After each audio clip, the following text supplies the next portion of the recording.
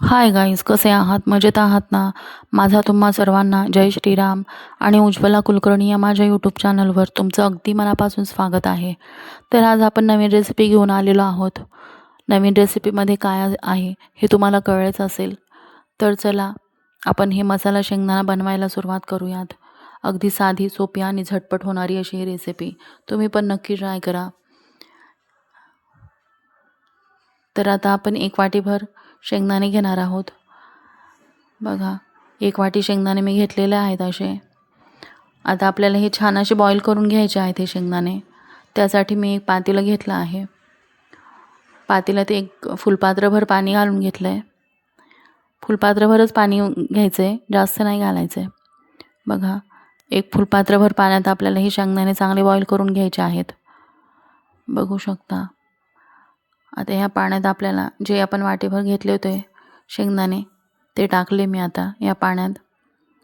बघा, अगदी झटपट साधी सोपी ही पद्धत अशी रेसिपी. तुम्ही पण नक्की ट्राय करा.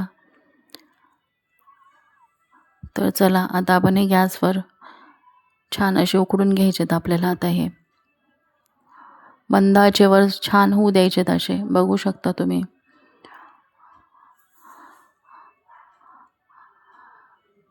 अशाच नवीन रेसिपीज पाहण्यासाठी चॅनलला लाईक करा, शेअर करा, सबस्क्राईब करायला विसरू नका. चवीप्रमाणे मीठ पण घातलं आहे याच्यात चमचाभर. बघा, आणि व्हिडिओ शेवटपर्यंत पहा म्हणजे तुम्हाला यातला छोट्या ट्रिक्स लक्षात येतील. बघू शकता. छान आता आपले शेंगदाणे बॉईल होत आहेत. आता हे जे आपण पाणी होतं ते ओतून द्यायचं, एका डिशमध्ये काढायचं आहे. बघा, शेंगदाण्याचा रंग चांगला बदलला आहे म्हणजे हे छान बॉईल झालेले आहेत. आता अशाच नवीन रेसिपीज पाहण्यासाठी चॅनलला नक्की फॉलो करा. बघा, आता आपण हे जे शेंगदाणे शिजलेले आहेत आपले ते एका कॉटनच्या कापडावर हे काढून घ्यायचे आहेत. म्हणजे कोरडे करायचे आहेत आपल्याला हे थोडक्यात.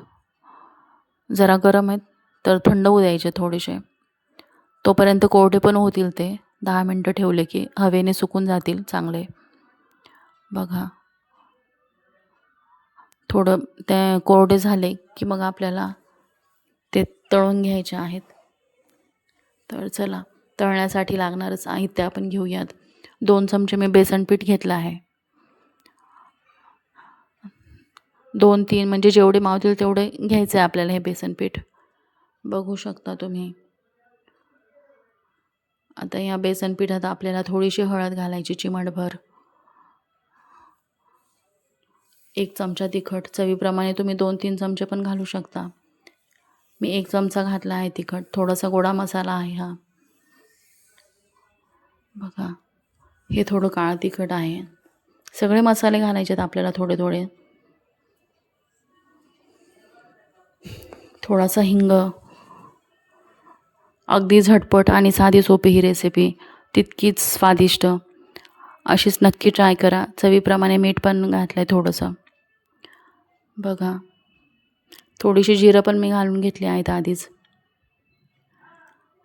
आता हे सर्व मिश्रण आपल्याला एकत्र करून घ्यायचं आहे चांगलं असं. पाणी पण अगदी थोडं घालायचं. जास्त पातळ झालं नाही पाहिजे हे पीठ. बघू शकता. पाणी थोडं आपल्याला त्याच्यात टाकायचं आहे आणि मग ते मिश्रण एकत्र करून घ्यायचं आहे सगळं.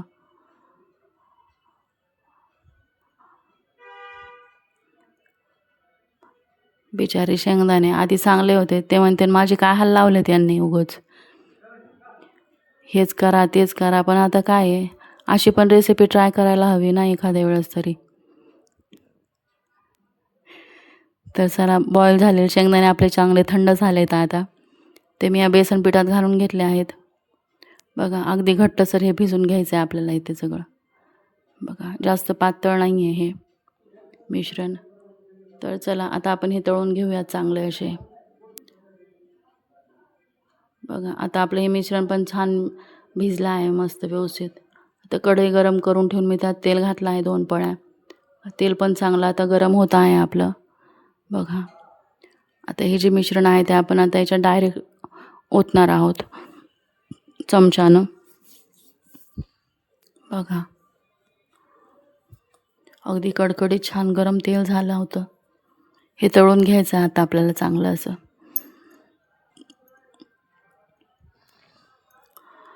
जरी असा गोळा टाकला तरी पण ते नंतर तळले जाताना वेगळे सुटसुटीत होतात वेगळे. बघा बघा आता तळत आहे बघा, आपोआप आता हे वेगळे सुटायला लागले बघा कसे.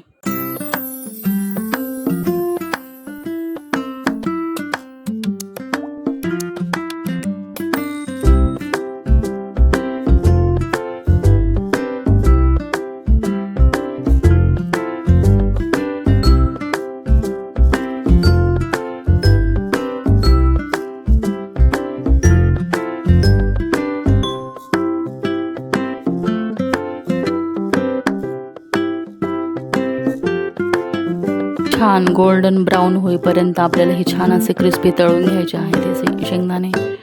बघा किती सुंदर रंग आला आहे.